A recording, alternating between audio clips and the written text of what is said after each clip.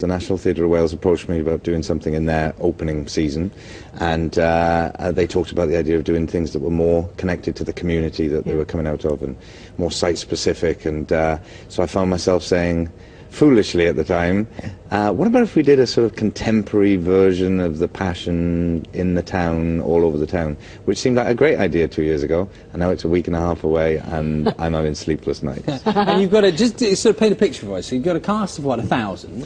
Oh, well over 1,000. Well over 1,000 people, so they're actually taking part in it? Yeah, if you imagine it's like sort of concentric circles. So at the middle of it is the core company, which is a group of 15 professional performers, all from the local area.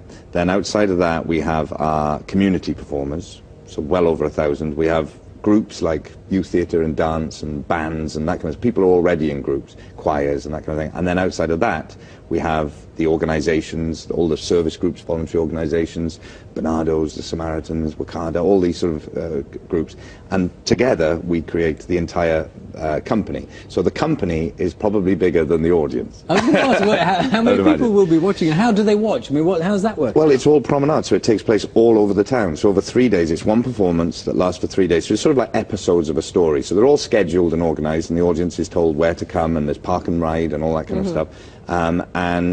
Then they, over the 3 days, wander around the town. So there's organised events, but in between those organised events there'll be things that people will just come across and happen upon. Is it the Easter story, and are you Jesus?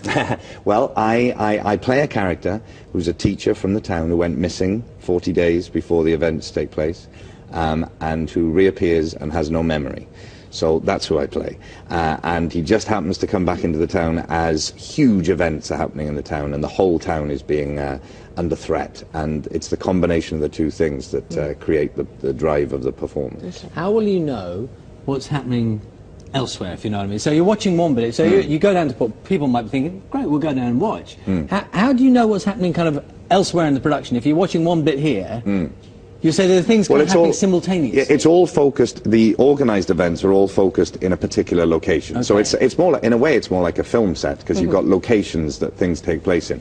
But for instance, on the Saturday afternoon, there are things happening in 3 different locations, and it's our job to make sure the audience sees everything and is taken around, and people are, you know, showing you where to go. Characters pop up and take you to places. The audience gets split. There's things happening in streets and in cemeteries and in the shopping centre, and we're just transforming the entire town.